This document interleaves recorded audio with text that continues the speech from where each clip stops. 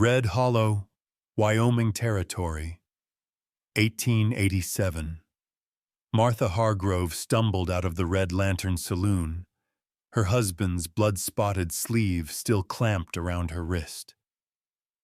Eli dragged her through the dust like a man hauling a stubborn mule, drunk enough to stagger, but mean enough to strike again.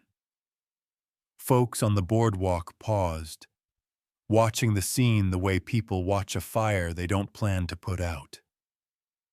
From the far end of the street, Isaiah Cole stepped down off his wagon, his shadow stretching long as he crossed the road toward them. Eli didn't see him coming. Martha did. And she knew this wasn't the first time Isaiah had walked toward a burning thing he had every reason to fear. She also knew something Eli didn't.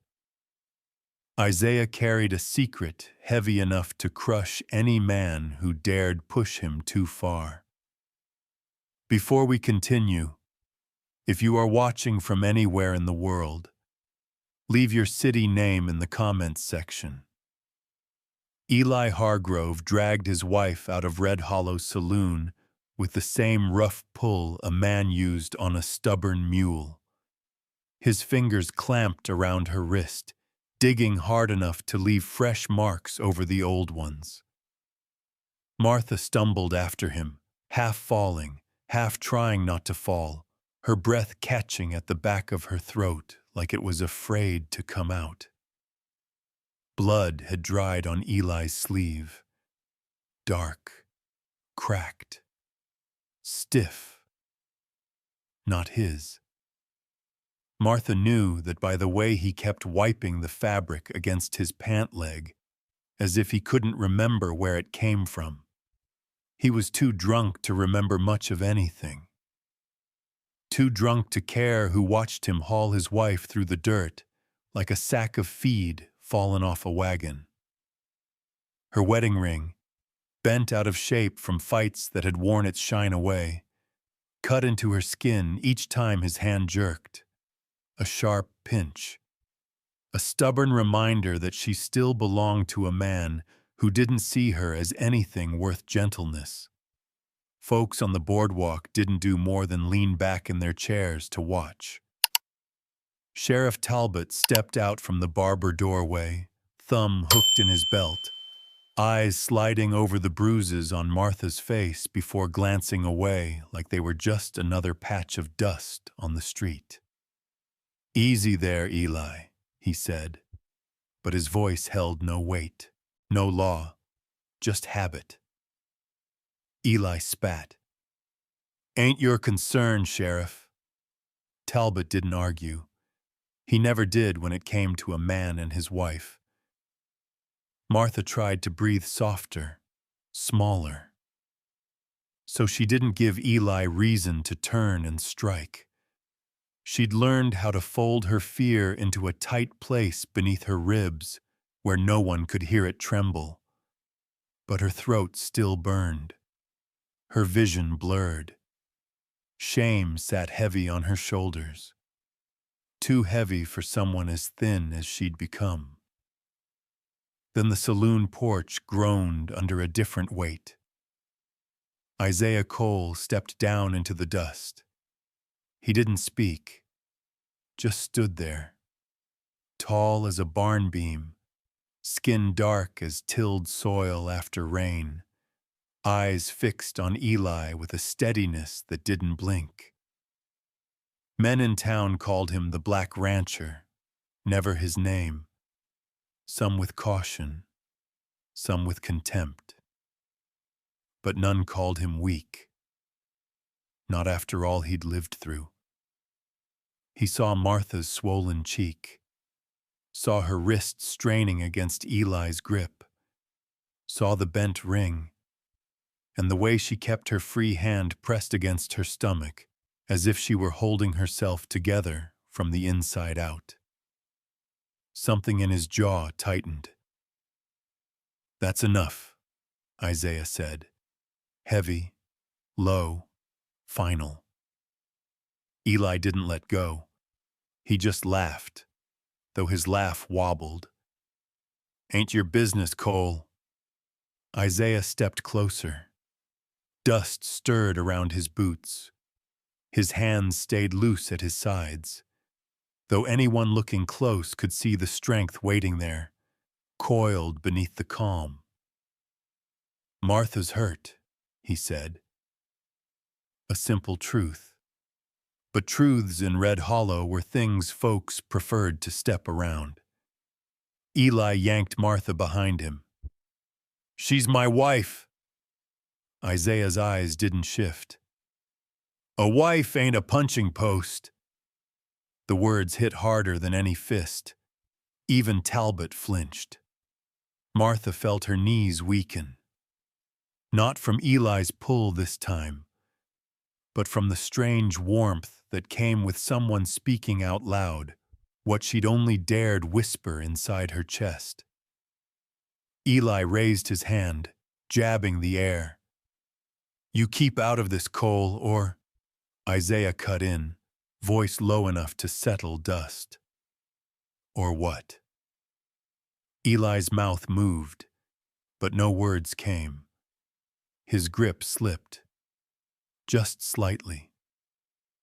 That was when Martha felt something shift. Not in Eli, not in Isaiah, but inside herself. A tiny tilt, a crack in the fear that had held her too many years. Isaiah wasn't offering promises, wasn't offering soft safety. He was offering one thing: a chance to stop being dragged. Martha's fingers twitched. Her ring scraped her skin. Pain flared, warm and sharp. She lifted her eyes. Isaiah's gaze met hers with a steadiness she had not seen from any man in a long time, maybe ever. And in that moment she understood. If she stayed, she'd die a little more each day. If she stepped toward him, she didn't know what future waited, but at least it would be one she chose. Her breath stuttered. Her hand trembled. Bruises throbbed with each heartbeat. Eli jerked her wrist again, and Isaiah, quiet as mountain stone, took one slow step closer. The kind of step a man takes when he's decided he won't let cruelty stand. Not today, not ever again. Isaiah didn't reach for Martha. Didn't lay a hand on Eli either. He just stood there between them and the road beyond Red Hollow, the weight of his presence settling like a stone placed on the right side of a crooked scale. Martha felt Eli's grip tighten. A last desperate clamp of ownership. The pressure sent a warm sting through her wrist, another bruise waiting to bloom. She sucked in a breath, short and quick, hoping he wouldn't notice the tremor in her chest. "Get on home," Sheriff Talbot muttered from behind them, sounding more tired than commanding. "Ain't worth fussin' over." Worth fussin' over. A woman, a beating, a life. Martha let the words sink, bitter as old coffee grounds. She wasn't worth fussin' over. That was the truth folks here had taught her year after year. Isaiah finally spoke again. "Let her go." Eli snorted, but the sound cracked. Martha could feel his nerves firing under his skin. He wasn't afraid of hurting her. He'd never been. But he was afraid of losing in front of a crowd, even one as silent and watchful as this. "I said she's my—" Martha didn't wait for the rest. The pain, the shame, the years of keeping her head low, all of it rose in a single breath she didn't plan and couldn't swallow back. She pulled her wrist free, not boldly, not gracefully. Her hand slipped only because his drunk fingers loosened at the wrong moment. But it came free all the same, and the sudden absence of his grip felt so strange, so light, her knees nearly buckled. Eli lurched forward to seize her again. Isaiah stepped between them before the hand could land. He didn't threaten. He didn't raise his voice. He just looked at Eli the way a man might look at a rattler slithering too close to a child. And Eli stopped. For the first time that night, Martha realized something simple and terrible.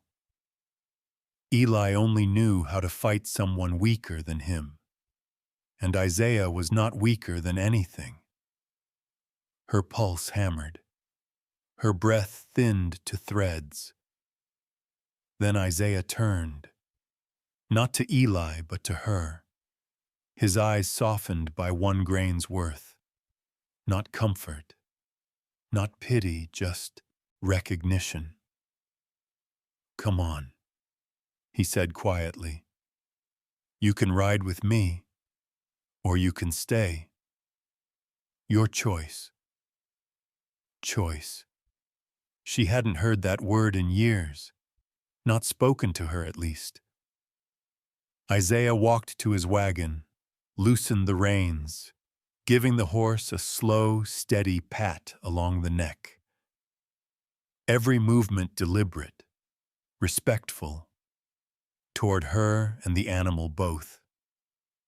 He reached into the wagon seat, pulled out a folded cloth, and held it out at arm's length. A clean handkerchief. White.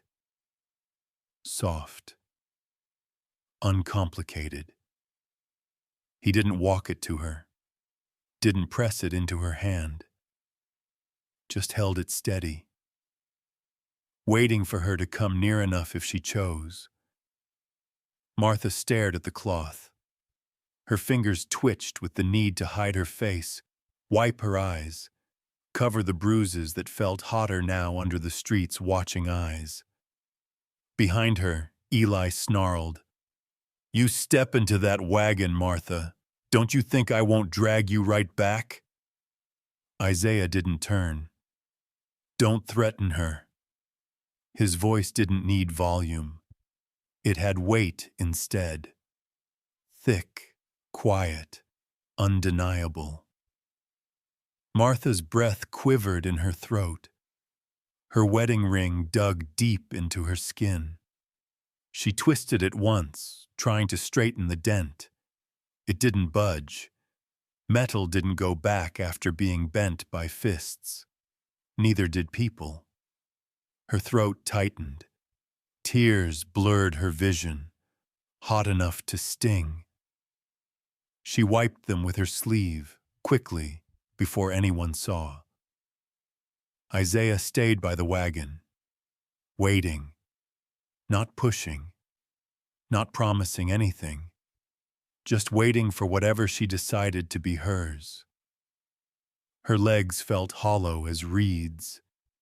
The space between Isaiah and Eli felt like the last step of a scaffold plank.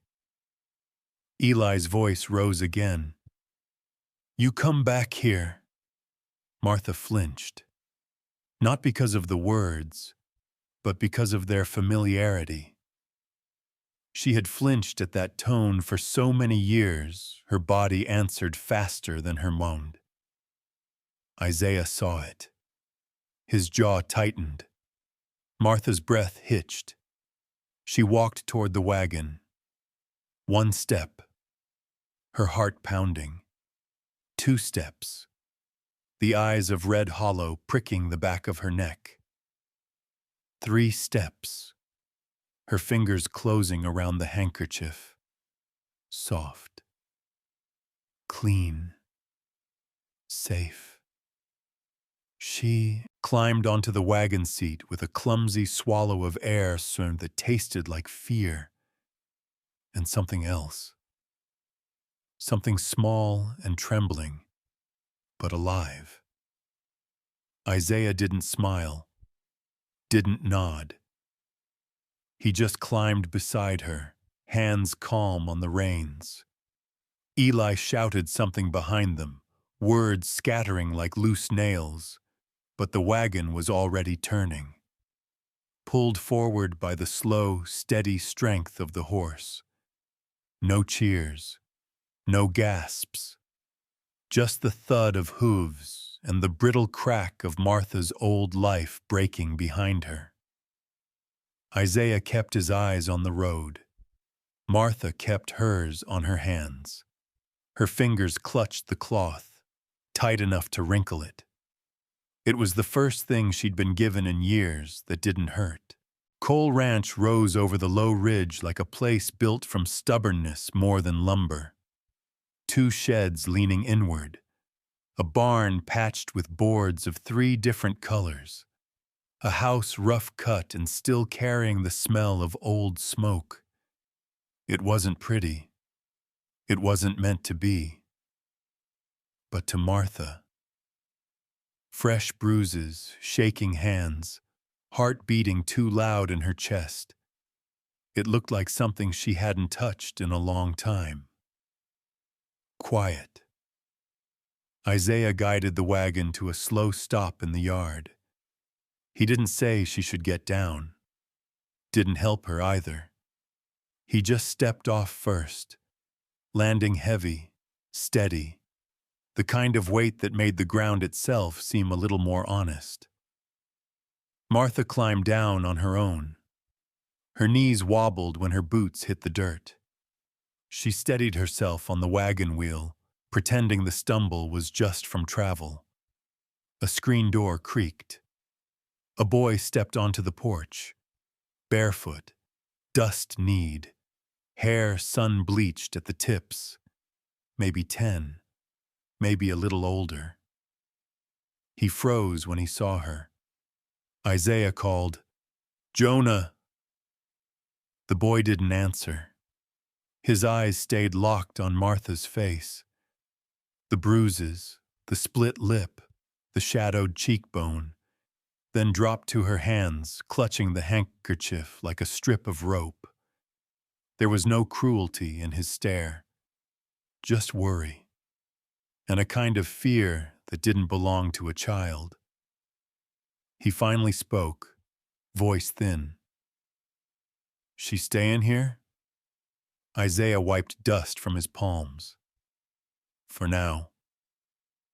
Jonah's jaw tightened, small but noticeable. "Town's already talking, Uncle.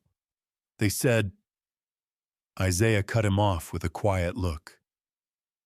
"They say many things." Jonah swallowed the rest like something bitter. He stepped back from the porch rail, but Martha could feel the caution in him. A ranch house with 2 males, one grown and one nearly grown, was no place for a woman with a husband who drank himself violent.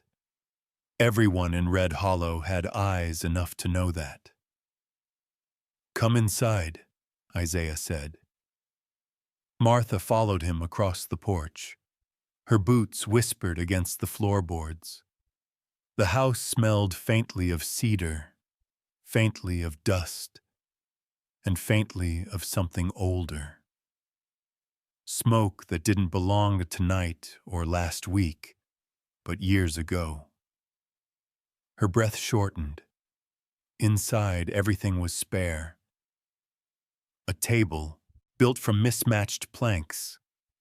2 chairs that had seen better decades. A stone hearth swept clean but carrying the memory of fire. And on a narrow shelf, one framed photograph. The picture's edges were scorched, curled, burnt just enough that the faces blurred at the corners, but not too blurred.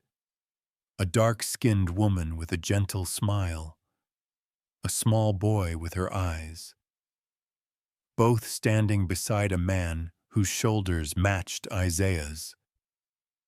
Martha stared too long. She knew at the moment Isaiah's breath thickened behind her. She dropped her gaze, cheeks warming, not from shame but from stepping into someone else's grief uninvited. Isaiah picked up the picture, thumb brushing the charred edge. Fire took the barn, took them with it. His voice didn't crack, didn't sink. It just settled.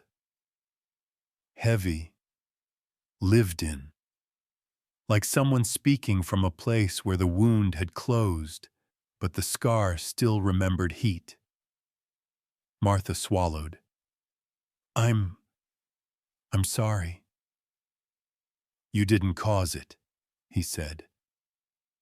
But there was something restrained there, something pulled tight, like he wasn't just talking about the fire.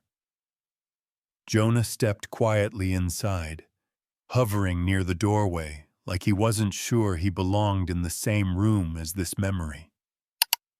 Martha placed the handkerchief on the table, suddenly aware she'd been clutching it like it might fly away. If you want me to help with anything, I can. I don't mean to be a burden. Isaiah looked up, eyes steady. You're not. She didn't believe him. Not fully. Not yet. But the words still landed somewhere soft in her chest. Jonah nudged a chair toward her, not quite meeting her eyes. You can sit. The gesture was small and clumsy and real. Martha eased into the chair, her ribs aching with the motion. She bit back a wince, forgetting for a moment that hiding pain only ever served the man who caused it. The room felt warmer now, not safer. Safety wasn't something she could imagine without flinching, but steadier. Isaiah filled a tin cup at the water bucket and set it in front of her. He didn't say drink, didn't watch to make sure she did. He simply placed it within reach, then stepped aside, as if giving her that small choice was as important as fixing the barn roof. Her hands trembled as she lifted it. The cool metal pressed into her bruised fingers, grounding her in a way she didn't expect. Jonah's voice softer now. Uncle says, no one gets hit here. Martha's throat tightened. Her heart stuttered. She lowered the cup before she spilled it. Isaiah didn't correct the boy, didn't add rules or explanations. He just nodded once, slow and firm. Outside, a gust of dry wind brushed the porch, humming through the cracks like an old voice clearing its throat. Martha felt it settle against her skin. She wasn't safe. Not yet. But for the first time in a long while, her fear didn't have the final word. Night settled over Cole Ranch, the way old blankets settle over tired shoulders. Slow, heavy, full of things no one speaks about.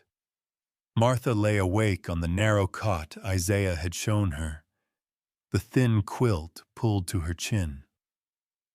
The room wasn't cold, but she shivered anyway. Bruises had their own weather, their own way of whispering through bones long after fists were gone. She turned on her side.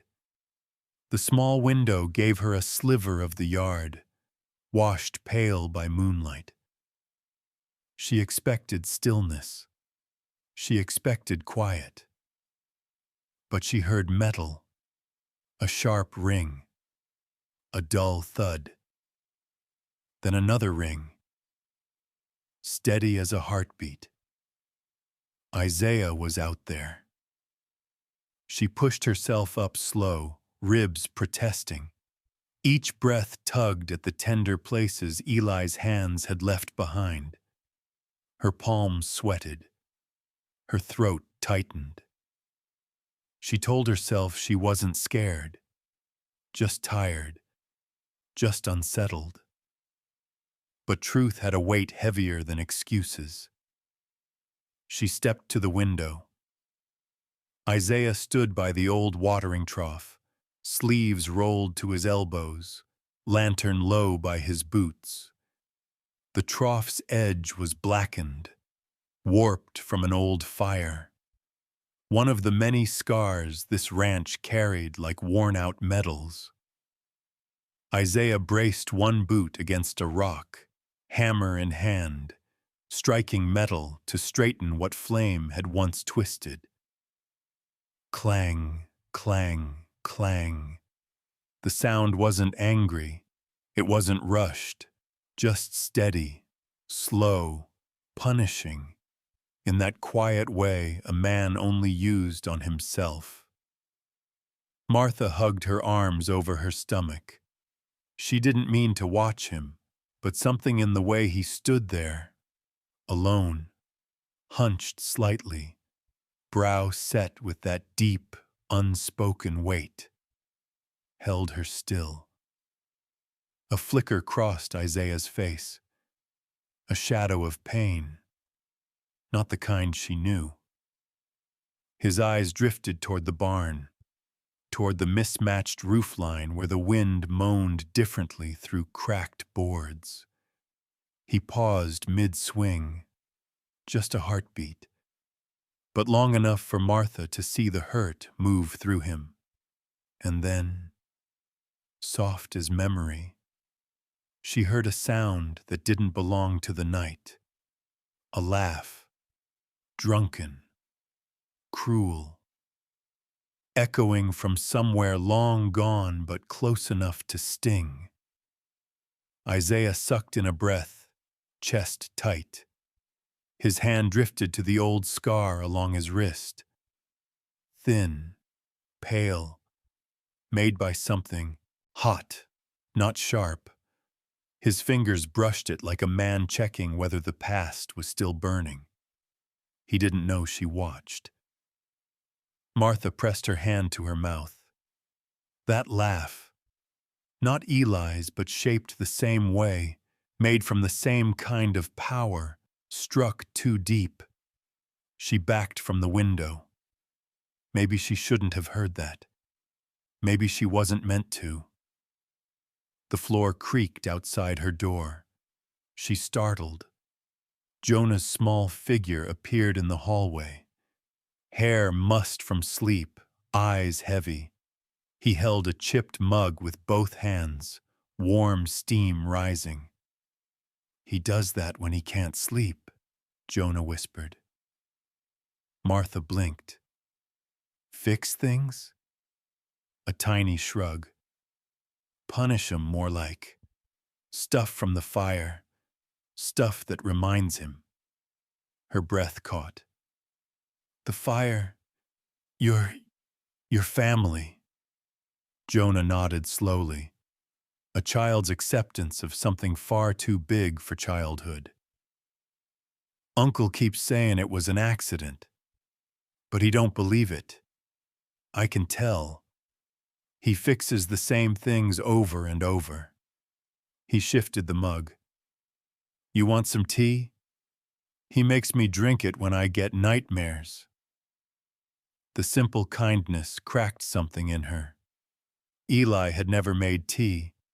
He'd made fists, made bruises, made fear, but never warmth. "Thank you," she whispered, taking the mug. Jonah hesitated, then leaned closer. "Uncle ain't like the men in town. They say bad things 'cause they're scared of him, 'cause he's different. But he never hits. Not me. Not nobody." Her eyes stung. "I know." He looked at the floorboards. "I heard folks saying they'll come for you. For him too. I don't want nobody hurt." Martha knelt, leveling their faces. Her joints trembled. I won't let anything happen to you, or him. You can't stop men like that, Jonah whispered, voice cracking. No, maybe she couldn't. But she remembered Isaiah stepping between her and Eli. She remembered how he'd said, "Enough."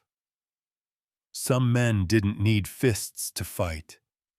Some men fought just by standing still. She ruffled Jonah's hair, a small gesture, but her whole arm trembled with leftover fear. You should sleep, she murmured. Jonah nodded and padded back to his room, glancing once more at her bruises before disappearing into the dark. Martha moved quietly to the window. Isaiah had stopped hammering. He stood with both hands braced on the trough, head bowed, breathing slow and heavy, like a man wrestling ghosts he couldn't bury again. Moonlight cut across his face, catching the strained line of his jaw. The quiet fury twisted with guilt. He looked older and lonelier. Martha pressed her palm to the glass. She didn't know why. Didn't know what comfort she offered or whether she had any left to give. But she whispered anyway, voice barely a breath. You're not the only one trying to start over, Isaiah. Out in the yard, Isaiah lifted the hammer again, but his shoulders eased, just a little. Morning came slow at Cole Ranch, the kind of slow that left dew clinging to boots and breath rising in faint ghosts. Martha woke with a dull ache across her ribs, every inhale stiff and shallow. She'd slept little. Her mind kept circling the memory of Isaiah's hammer echoing through the night, and the shadows on his face that looked like pieces of old grief trying to speak. She pushed herself upright and winced. Pain flared sharp along her side.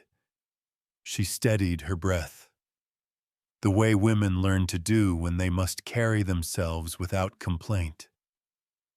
The room felt too small for all the things she didn't know how to name. She stepped outside, the air crisp, sunlight pale over the yard. Isaiah stood near the fence, checking a loose board, hands moving with quiet certainty. Jonah fed the chickens beside him, stealing glances at Martha like he wasn't sure if he should worry or wave. She managed a soft nod. Jonah returned it, quick and shy. For a heartbeat, it felt peaceful. Then hooves broke the quiet. Sheriff Talbot rode into the yard, with Eli close behind on a thin, twitching mare. Two men from town followed on foot, arms crossed, eyes narrowed like vultures circling something they wanted but couldn't quite touch. Martha froze. Isaiah straightened. Jonah stepped closer to his uncle, small but determined. Talbot dismounted with the tired air of a man doing a chore he'd rather not. He reached into his coat and pulled out a folded paper, holding it like a preacher with scripture. "Morning, Cole," he said. "Got business." Isaiah wiped dust from his palms, expression unreadable. "Say it plain." Talbot held up the paper. "This here's your marriage certificate, Martha Hargrove." His voice stayed flat, but his eyes slid away from her bruises as if they offended him. "By law, you belong with your husband." Eli smirked behind him, arms spread in drunken triumph. "Hear that? She's mine. Now hand her over 'fore we make this uglier than it has to be." Martha's breath came thin and sharp. Her fingers twitched toward her stomach. A reflex she hated. Her pulse hammered like something trying to break out. Isaiah's voice cut the air. Low, steady. What does she say? Talbot frowned. Ain't about, what she says. Paper's clear. Isaiah didn't raise his voice, didn't move, but something in his stance shifted, like the ground settled differently under him. She's not property, he said. Eli barked a laugh. She's my wife. Martha flinched. Isaiah saw it. Jonah saw it. Even Talbot's mouth tightened. Isaiah stepped one pace forward, letting the sunlight fall across his face. Martha chooses where she goes. Not you, not me, not that piece of paper. But the law, Talbot began. Law ain't the same thing as right. Isaiah's tone turned quiet in a way that made every man stiffen. Never has been. Silence hung heavy. Eli's face reddened with anger. This is between me and her. Ain't none of your... Martha moved. It surprised even her. She stepped past Isaiah, past the fence, past the place where fear usually stopped her. Her legs trembled. Her hands shook. Her breath quivered. But she didn't stop moving. Talbot and the men from town watched her like someone watching a wounded mare try to stand. Martha raised her left hand. Slowly. The bent wedding ring caught the morning light. Dull, crooked, cruel. Beneath it, her skin was raw, purple, yellow, broken. This, she whispered, voice thin but steadying, is what he did to me. Talbot swallowed. The men behind him looked away. Martha lifted her chin just a fraction. He's been beating me for years. Everybody in Red Hollow knows it. Isaiah didn't move. Jonah held his breath. But Eli's jaw worked like he was chewing through fury. You lying? Martha's voice sharpened. I ain't lying. She stepped back, just enough to put space between them. You know I ain't. Her ribs ached. Her throat burned, but her voice stayed firm, quiet, honest. Talbot looked at the paper, then at her bruises, then at Isaiah. He didn't offer apology, didn't offer help, only muttered, Still don't make it not your husband. A flicker of pain crossed Martha's face. Quick, raw, humiliating. The law didn't see her. The town didn't see her. She was still the shadow under Eli's boots. But Isaiah saw her. He stepped to her side, not touching, not claiming, simply choosing to stand where she stood. Where do you want to go, Martha? He asked. The question hit her so hard she nearly lost breath. Not, what does the paper say? Not, what does Eli want? Just, what do you want? Nobody had asked her that in years. Her hand shook, her lip trembled. Fear coiled in her stomach like a wild thing fighting to stay caged. She inhaled. Long, slow, painful. I'm not going back, she said. 4 words, quiet as dust, but they cracked the morning open. Talbot exhaled sharply. Eli's face twisted, dark, mean. Isaiah nodded once, like he'd been waiting for her to claim the thing that had always been hers. Choice. You heard her, Isaiah said. Eli spat in the dirt. This ain't done. His voice rattled through the yard like a warning shot. Martha stiffened. Isaiah stepped half a pace in front of her, not blocking, not shielding, just taking his place as the line Eli would have to cross. Talbot tucked the paper away, uneasy, and climbed onto his horse. Let's go, Eli. Eli didn't move at first.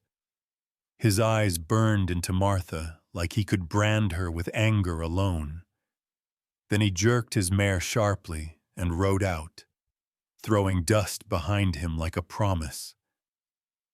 When they were gone, Martha sagged against the table inside, breathing hard. Her bruises throbbed with each inhale. Shame and relief tangled too tightly to tell one from the other. Isaiah stood by the door, silent. Jonah hovered in the corner, wide-eyed. Martha looked at her hands, at the bent ring still digging into her skin, and whispered, almost to herself, "He'll come back." Isaiah nodded once. Maybe. Then, "You won't face him alone." The words didn't fix her fear, but they eased it, a little, enough for her to breathe. The sun had climbed just high enough to bleach the yard into a pale, unforgiving light. Dust clung to the air like it was waiting for trouble to settle back down. Martha stood at the edge of the porch, fingers curled tight into the wood rail, breath shallow. The bruises on her arms pulsed with their own heartbeat. Every sound, every hoof scrape, every creak of the fence made her spine tighten. Isaiah had gone quiet after Talbot left. Not cold, just still. The way a mountain holds its breath before deciding whether to slide or stand firm. He leaned against the post near the steps, watching the road, the tension across his shoulders drawn sharp and deliberate.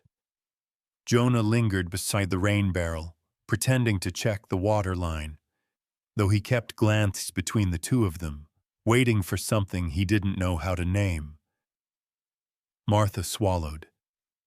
"He'll come back," she said, voice barely more than a scrape of sound. Isaiah didn't turn, but the muscle in his jaw worked once before settling. Likely. She twisted the crooked ring on her finger, a nervous habit she'd never learned to break. The metal dug into bruised skin, pain flaring warm and quick. She didn't pull her hand away. Pain made things clear. Isaiah finally looked at her. "You don't have to stay here." His tone wasn't soft, but it wasn't hard either. Just steady. Truth spoken without pressure behind it. Martha's breath hitched. "If I go back, he'll kill me." She didn't say it dramatically. She didn't need to. The words simply existed, plain as a nail hammered into a barn door. Isaiah nodded once. "I know." She looked toward the open land behind the ranch. Miles of nothing, where a woman alone could disappear just as easy as dust in the wind. She knew what awaited her out there. Hunger, cold, empty sky. Loneliness so wide it swallowed whole. But going back to Eli was worse. Going back meant surrender, meant death in smaller pieces. Her voice shook. "Where else would I go?" Isaiah breathed out slow, like he was letting something settle. Where you choose. That's the point. The word struck her harder than any blow Eli had ever thrown. Choose. Choose. She'd gone years without hearing it. Time thousands. Her throat burned. Do you want me gone? Isaiah lifted his eyes fully to hers. Whatever answer she feared, it wasn't in his face. No. Just one word. Heavy. Plain. Unvarnished. Before she could breathe through it, hoofbeats sounded again. Fast, angry, tearing down the road like someone wanted the ground to feel their rage. Martha froze. Eli rode in hard, dust flaring up behind him like a storm he dragged along. He yanked his mare to a stop just outside the front gate. The animal skidded, snorting, whites of its eyes showing. Eli leaned forward in the saddle, fury radiating off him in waves. "Martha!" he bellowed. "You come out here now!" The shout cracked across the ranch like a whip. Jonah jumped. Martha flinched before she could stop herself. Isaiah stepped down from the porch, boots hitting the ground in a slow, deliberate rhythm.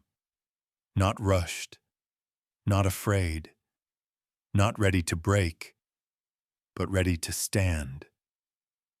Eli jabbed a shaking finger toward Isaiah. "You think you can hide my wife?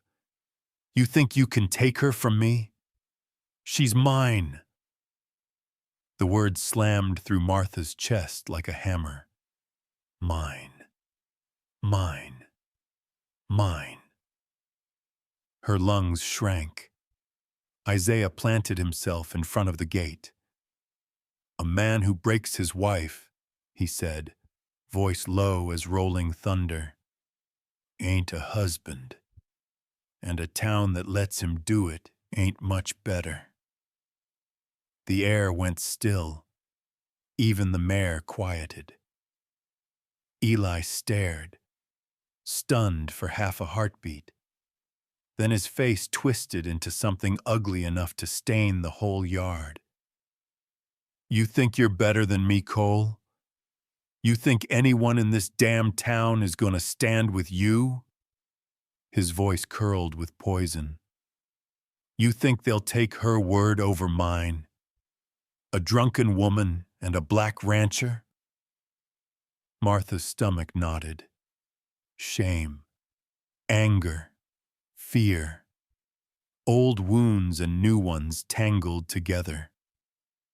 Isaiah didn't move. "I don't need them to stand with me." He shifted just enough to show he wasn't blocking Martha. He was holding the line. "Martha stands with herself." The words hit her like a spark to dry grass. Stand with herself.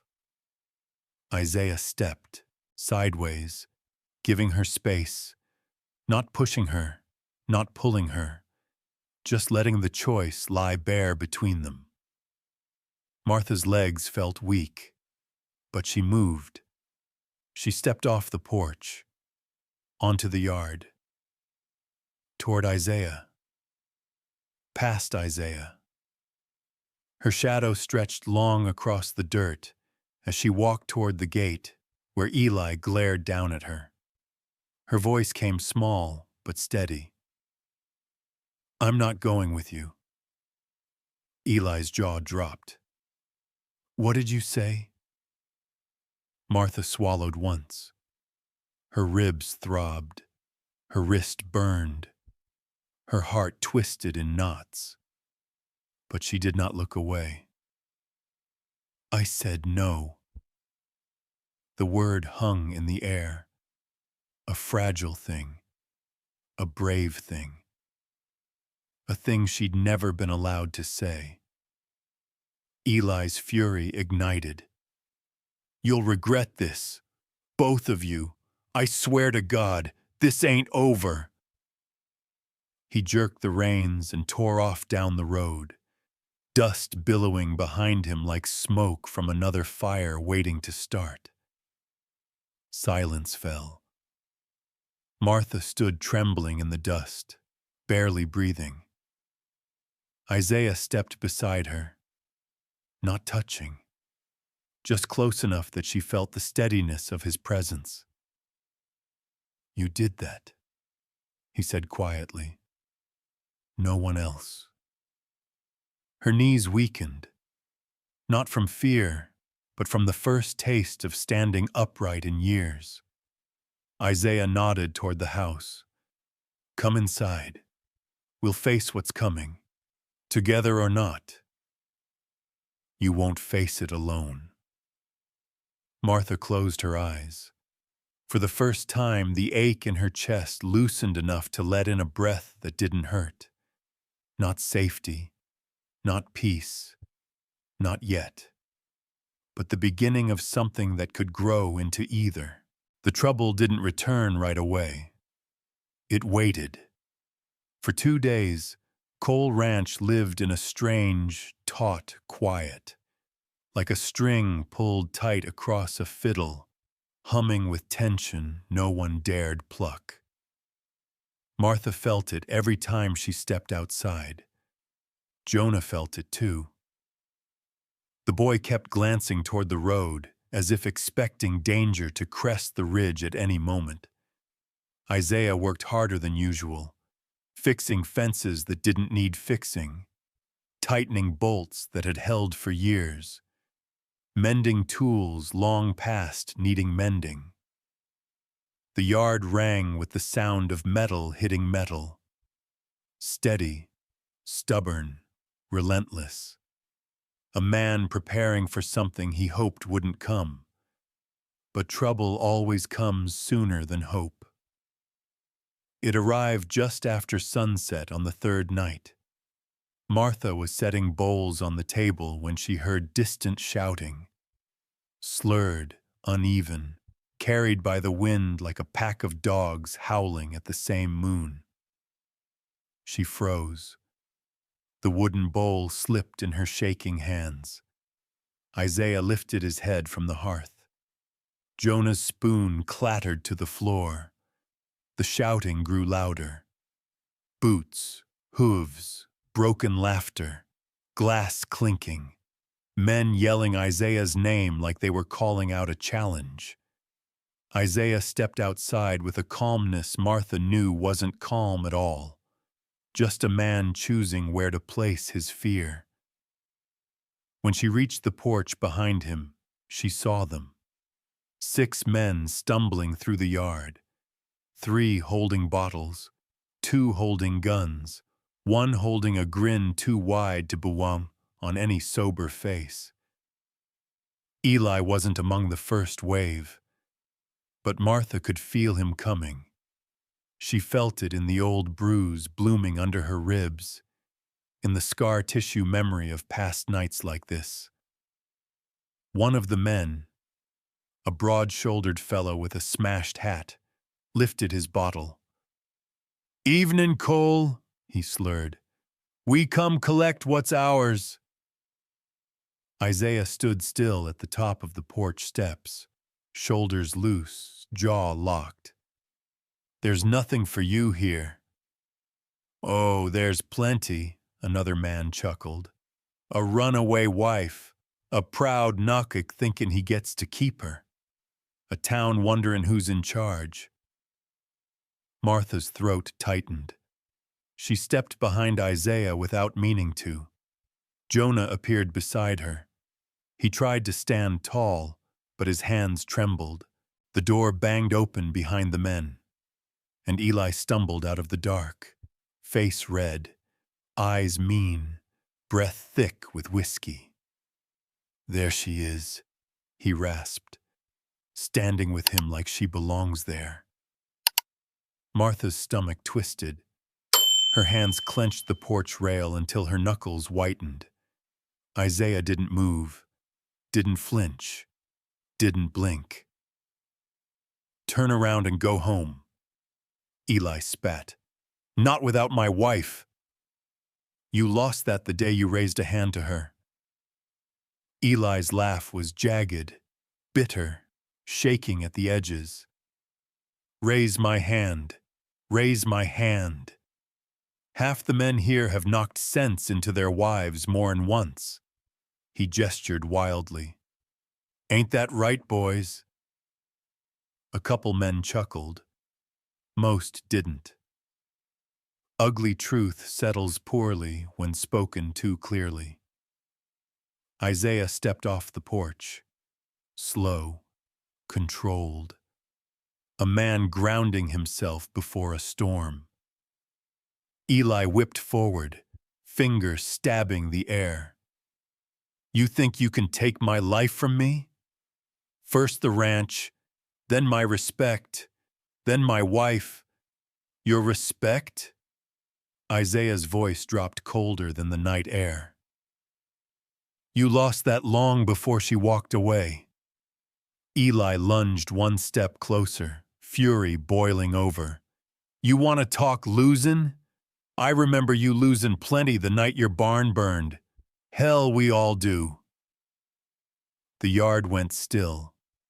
Eli blinked, realizing too late what had slipped out of his mouth. One of the drunk men snickered. "I remember too. Fool was laughing so hard, he near fell in the damn fire." Martha heard Isaiah's breath hitch. Just once. Sharp, painful, like something inside him tore open. Jonah stiffened beside her, small hand clutching her sleeve. Isaiah stared at the group. Not in confusion, not in anger, but in a long, hollow recognition, like puzzle pieces sliding together in a way he'd spent years refusing to consider. His voice came out low. "Say it again." The snickering man hiccuped. "I said, you know, Eli pouring oil on your barn." Eli spun on him. "Shut up!" But it was too late. The truth was already bleeding into the dirt. Isaiah's eyes darkened. His hands curled into fists. His breath deepened the way a man's breath deepens before he reaches for his gun. Martha felt her heart slam, hard enough to bruise her ribs. He was going to shoot. She knew it.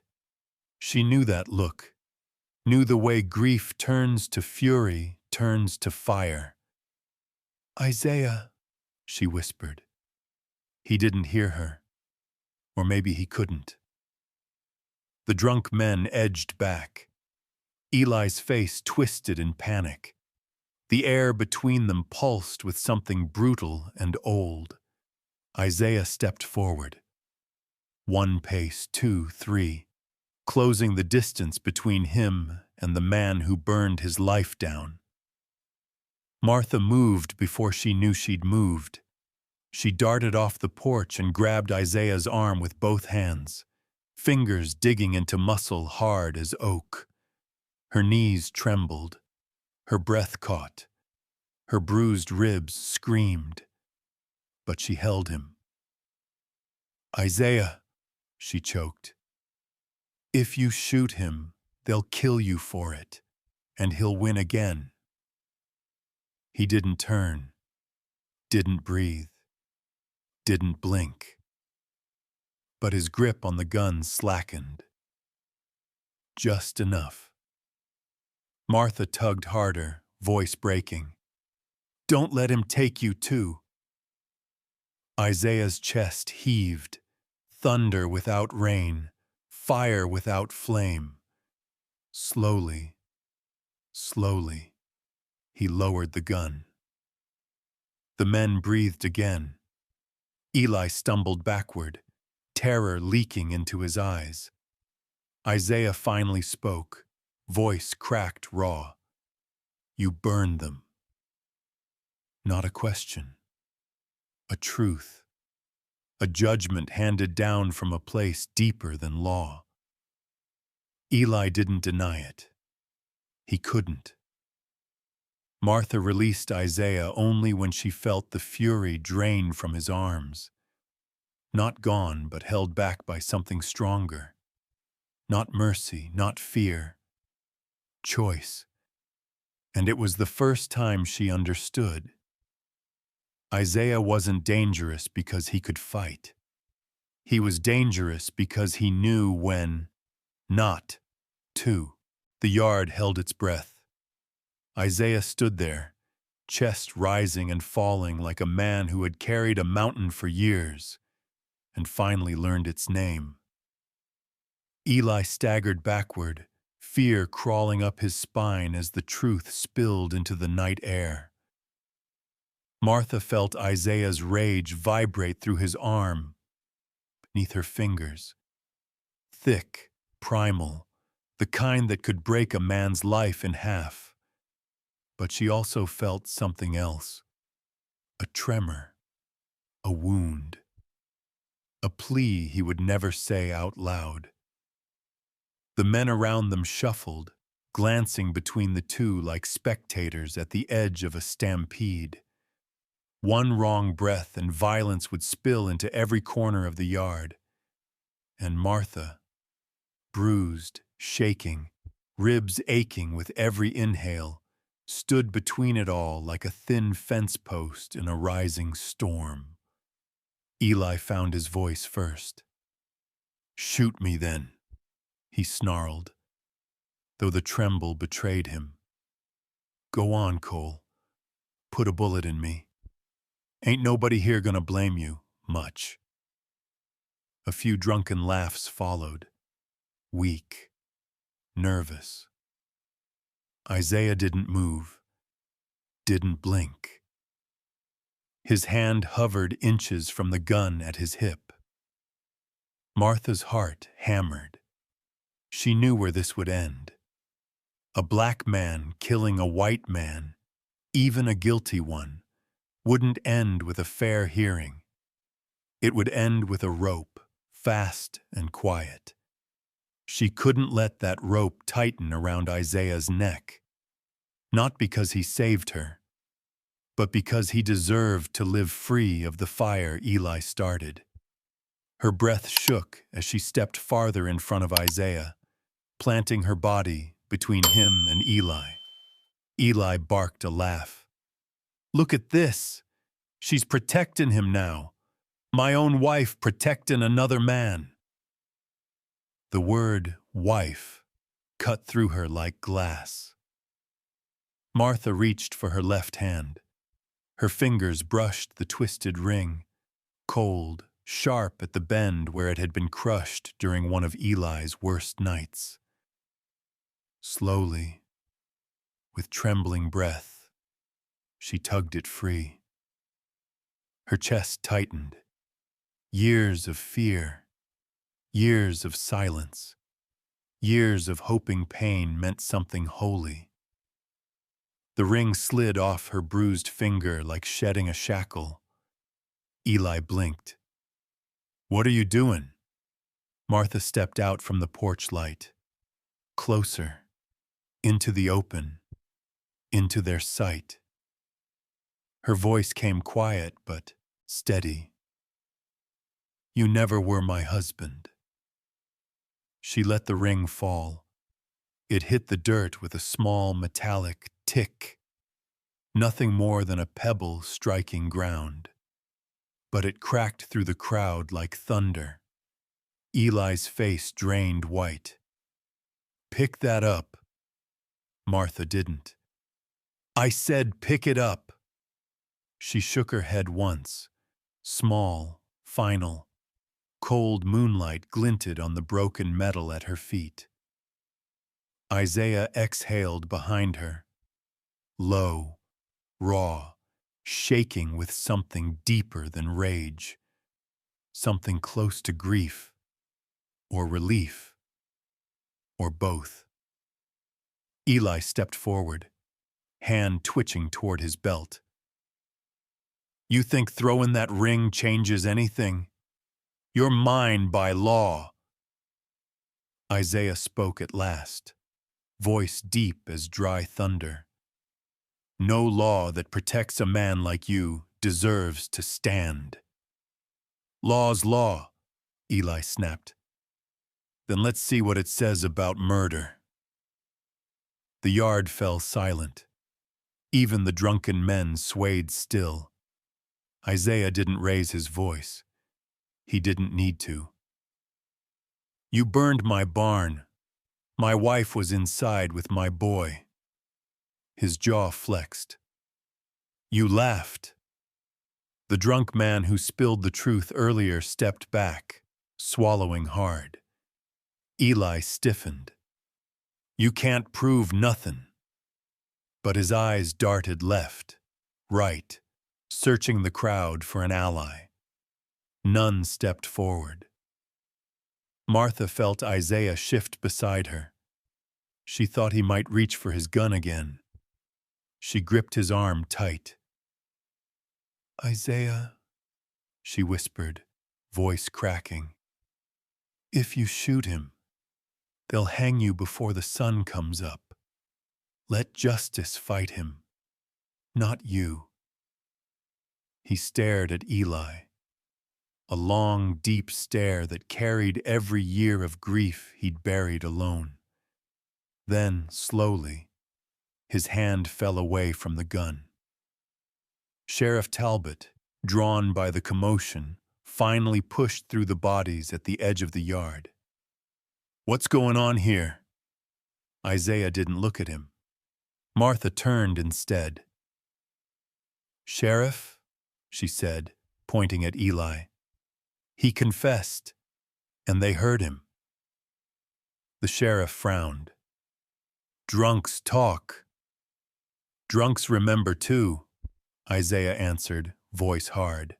"Time 700 psalms. Ask him about the oil lamp he dropped. Ask about the burn on his wrist from where he grabbed the hot tin trying to run." Eli flinched. One of the older men, Harlan the blacksmith, stepped forward. "I recall seeing him that night," he muttered. "Saw the same burn mark when he came to my shop the week after, smelling of smoke."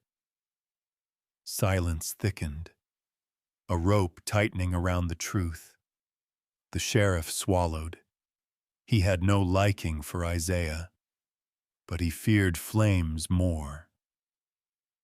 "Eli Hargrove," he said, "I'm taking you in for suspicion of arson and murder." Eli lunged. "You can't arrest me on—" "Try me." The sheriff snapped the cuffs shut. Eli howled curses as he was dragged away, spitting, writhing, promising revenge. But no one came to defend him. Not even the men he arrived with. Martha sagged, knees trembling. Isaiah steadied her without a word. One hand hovering at her elbow, close but never controlling. Jonah peeked from the porch, fear softening into awe. Isaiah exhaled, a long breath that sounded like a man finally stepping out of smoke. But he didn't smile, didn't relax. Because nothing about this felt like victory. It felt like a grave finally marked, a ghost finally named. And the night around them stayed heavy, as though the land itself understood. Even justice can't mend everything that's been burned. The night had begun to settle again by the time Sheriff Talbot marched Eli Hargrove toward town. But the yard of Cole Ranch held a strange stillness, half relief, half exhaustion, like the air after a storm that hadn't decided whether it was done. Lantern light trembled on the porch. Jonah lingered near the doorway, watching Isaiah and Martha as if afraid any wrong wind might start the chaos again. Isaiah stood with his head lowered, breath deep and uneven, shoulders heavy with a weight he had carried too long.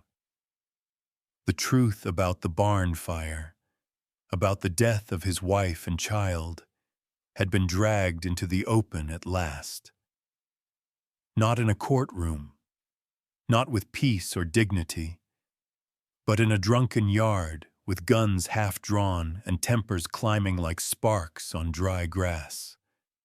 Yet the truth was truth, no matter how it crawled out. Sheriff Talbot returned just long enough to give Isaiah a look sharp as a nail. "I ain't doing this for you, Cole," he muttered. "Town can't survive another blaze. That's the only reason." He didn't wait for a reply.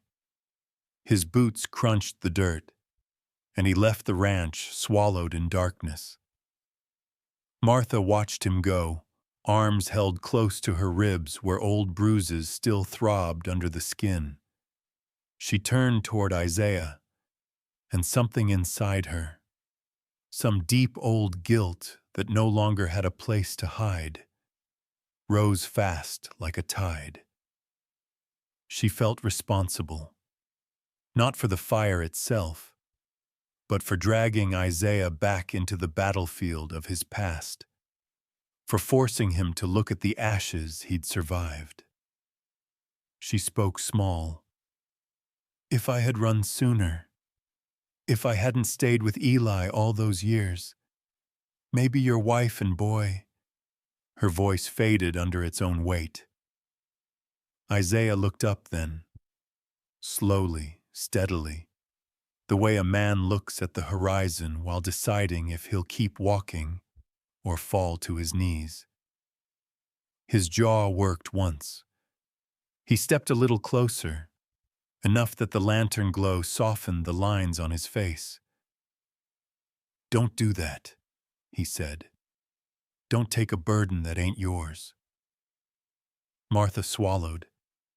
Her fingers twisted together, but the guilt dug sharp inside her, insisting on being carried. Isaiah's voice deepened, not harsh, but carved from truth. "Eli made his choices, and he'll answer for 'em. You don't fix nothing by taking his sins on your back." A breath. "You've been punished enough for things you never did." The words landed with the quiet force of a hammer set down after years of swinging. Something in Martha cracked. Quiet. Inward.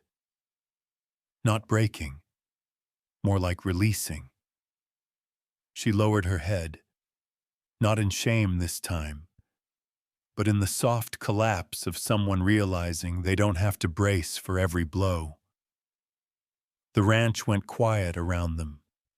Jonah eased out from the doorway, the fear in his young eyes replaced by something steadier, like respect or understanding. He didn't speak. He didn't need to. Isaiah turned to Martha again. "You're safe here. Not because you owe me, not because of what happened tonight, but because no one deserves what he did to you." He paused, as though choosing the rest carefully. "And because this house, it needs someone who ain't afraid to tell the truth, even when it hurts." Martha breathed in shakily. The air tasted different now. Not free, not yet, but no longer poisoned. For the first time since stepping into Isaiah's wagon, she felt a small, trembling sense of permission. To stay, to heal, to be something other than someone else's possession or someone else's blame. The fire in the distance dimmed. The night settled, and in the quiet porch light of Cole Ranch, two people bruised by different storms finally stood where guilt no longer owned them. Night settled slow over Cole Ranch, the way tired men settle into wooden chairs after too long on their feet. A lantern burned low on the porch, its glow softening the rough edges of the day. Jonah had long since fallen asleep, curled beneath a quilt patched more times than he could count. Inside the quiet house, only two people remained awake, both carrying their own ghosts. Martha stood near the window, hands pressed lightly on the sill, watching the last stripe of dusk sink behind the ridge. Her breath came thin. Her ribs still ached where Eli's boot once bruised them. Yet the ache tonight was different. Not sharp, not fearful, hollow, like a space inside her chest finally emptied, waiting to learn what might fill it next. Behind her, Isaiah set a tin mug of warm water on the table. He didn't speak. He never rushed words the night didn't need.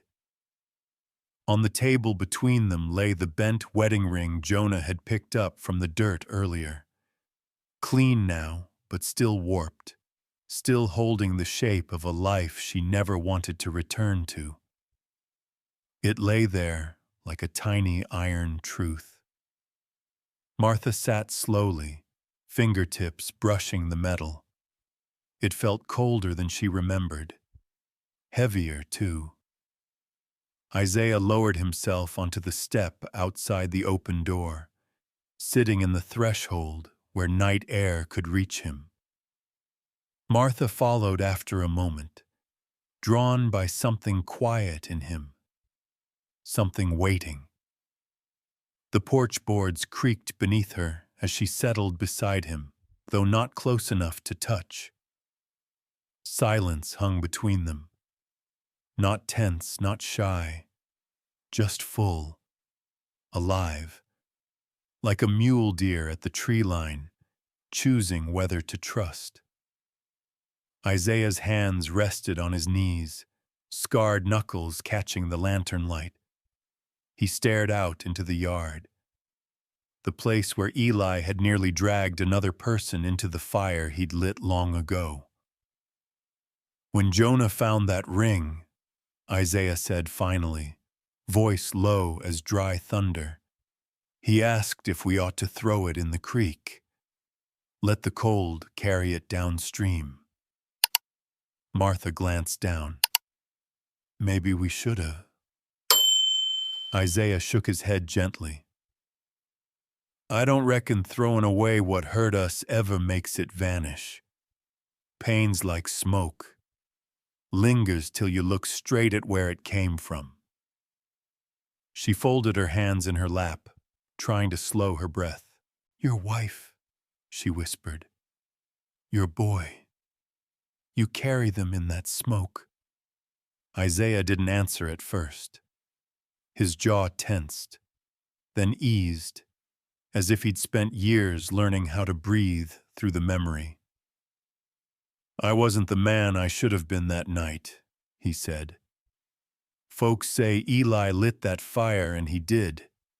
But I was the fool who drank myself blind instead of coming home when I should have. He rubbed his thumbs together. I ain't saying I killed them, but I ain't saying I tried hard enough to save them either. Martha felt those words like a soft blow to her ribs, not aimed at her, but still able to hurt. You've been carrying that alone, she murmured. I figured that was the price. She looked at him then, long and steady. You told me not to carry sins that weren't mine. Don't you think that goes both ways? Isaiah met her eyes, and for the first time since she'd known him, she saw something raw flicker there. Not fury, not justice, grief softened by hope. He nodded once, slow, almost grateful. She exhaled shakily, eyes dropping back to the ring. What am I, Isaiah? I'm no man's wife now. No one's anything. You're alive. He said it gently, like it mattered more than any title a courthouse could stamp. She swallowed hard. Being alive felt like a new kind of work. Isaiah leaned back, elbows resting on the top step. I ain't asking you to pay me back, Martha. I ain't asking for promises. Truth is, I don't want anything you ain't free to give. The words settled warm against her chest, easing something that had been tight for years. After a long pause, he added, but this house, this ranch, it's big enough for more than work and ghosts. If ever the day comes when you want to call this place home, I won't say no. The breath caught in Martha's throat, not because he offered it, but because he left the door open without pulling her through. She turned the ring in her hand, bent, ugly, honest. With quiet resolve, she rose and stepped inside the house. Isaiah didn't follow. He waited. A moment later, she opened the small drawer built into the entry table. A drawer that once held letters, a pocket knife, scraps of twine. She placed the ring inside. Not thrown away, not worn, just laid to rest. Then she closed the drawer with a soft click. When she returned to the porch, Isaiah looked up. He didn't ask what she'd done, and she didn't explain. She simply sat beside him again, closer this time, and let the night wrap around them both like an old quilt rebuilding its warmth one patch at a time. No promises, no debts, no fear of tomorrow. Just two souls breathing in the same quiet, letting the past stay behind its drawer while the future waited. Unwritten, beyond the dark fields. A year later, the sign over the gate was new. It wasn't fancy. Isaiah had carved it himself from a plank of decent pine. The letters rough but careful. Cole and Hargrove Homestead. The ampersand leaned a little too far to the right. The G in Hargrove looked like it had second thoughts halfway through being carved. But the whole piece hung straight, solid, claiming the land in a way no deed ever had. Martha stood under it one early morning, basket of laundry at her hip, staring up at the letters like they were still a surprise. Her name, out in the open, not as property, not as a whispered scandal, just part of a place. Jonah ran past her, chasing a half-wild chicken that had discovered a talent for escaping pens. He'd grown taller, thinner in the face, sharper in the shoulders. Still boy, but with the first shadow of the man he might become. "Don't run her to death," Isaiah called from the barn, though there was a smile in his voice.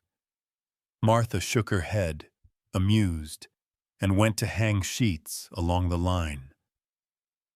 White cloth snapped in the breeze, bright against the weathered wood of the house.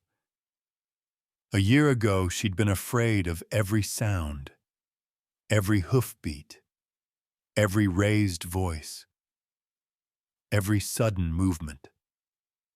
Now, when a wagon rattled up the road, she turned her head, but did not flinch.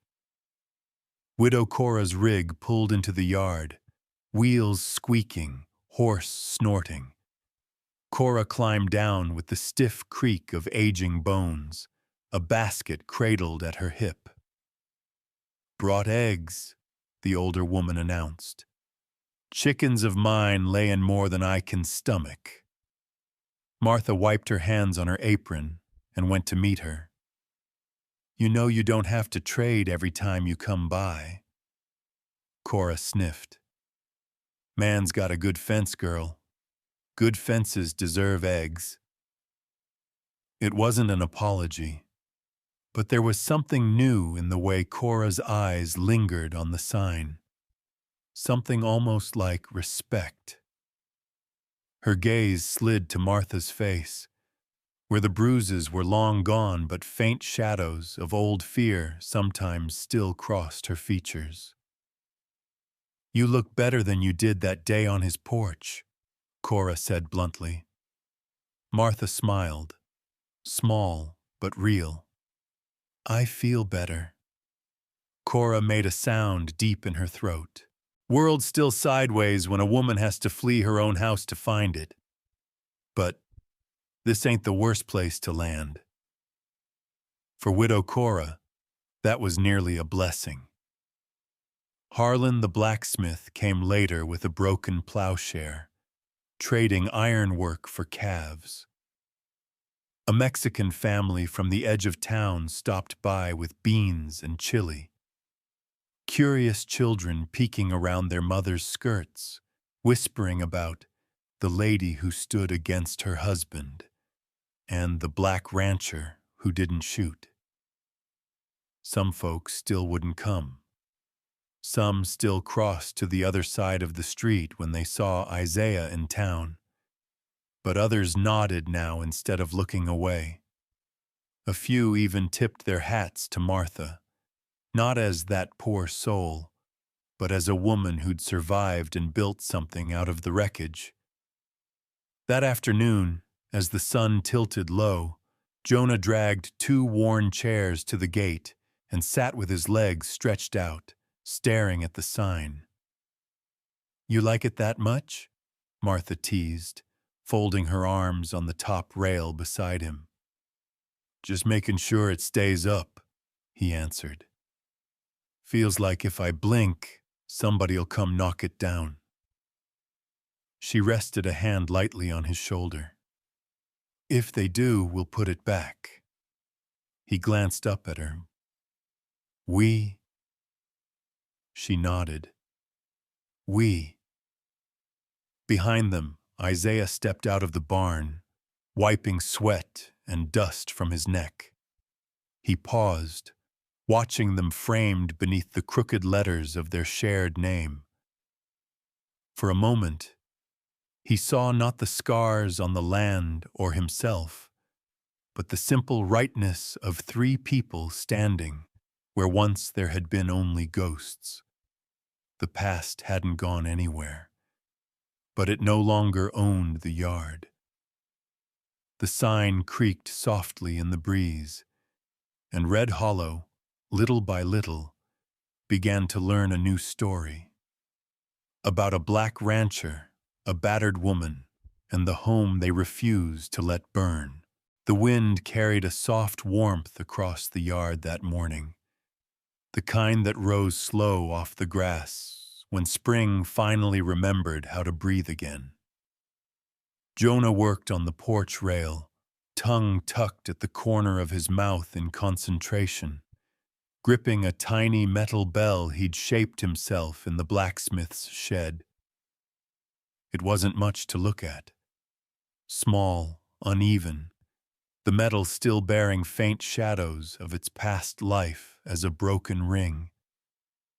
But when he held it up, the bell gave a clear, bright chime, a sound with no fear in it.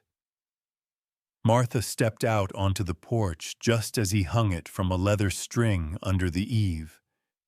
The bell swung once in the breeze, just a whisper of motion. Yet the faint ting reached her like a hand resting gently against her ribs. She froze. Jonah turned with a grin too big for his face. "Made it from your old ring," he said. "Figured it ought to be good for something besides hurt." Her breath trembled.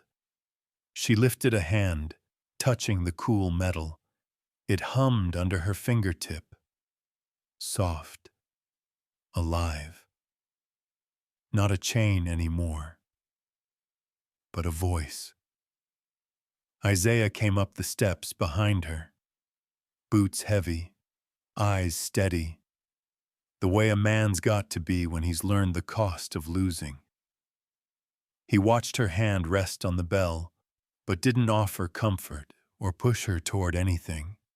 Just stood there, steady as the post holding up the porch. She turned to him, her voice quiet. Isaiah, that ring, it held me in place for years. But this bell, it sounds like something new. He waited. He'd learned not to fill her silences. Her voice wavered, but didn't break. I think I could call this place home, if you still want that. He didn't smile big, didn't grab her hands, didn't rush the moment. He simply offered his palm, open, patient, a place she could choose to rest if she wished. Martha set her hand into his, not because she owed him safety, not because he'd pulled her out of the street that night, but because she'd watched him choose mercy over revenge, and she'd watched herself grow braver in the shelter of his quiet goodness. Isaiah's voice came low, rough from truths long buried. You didn't just save yourself. You saved me from being the kind of man who took everything from us. The bell chimed again, two soft notes weaving into the morning air. Jonah popped his head out the doorway, smiling wide. Ma! Pa! Breakfast's getting cold! Martha's breath hitched at the words, then steadied. Isaiah squeezed her hand once.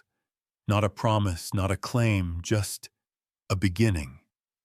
And the bell rang one more time, light and clean, as if blessing the start of a home built from ashes, forgiveness, and the steady courage of choosing each other. Thank you for staying with this story until the very end. Out here in the Old West, life was harsh, but goodness still found a way to rise. One quiet choice, one steady hand, one brave heart at a time. If this story touched your heart, I'd be mighty grateful to hear your thoughts. Tell me what moment stayed with you, or which character reminded you of somebody you once knew. Your comments help keep these Western tales alive for new generations. And if you'd like more stories of grit, healing, and the kind of love that grows slow and steady, please give this video a like, subscribe to the channel, and tap that notification bell. It means more to me than you know. I look forward to reading your words down in the comments.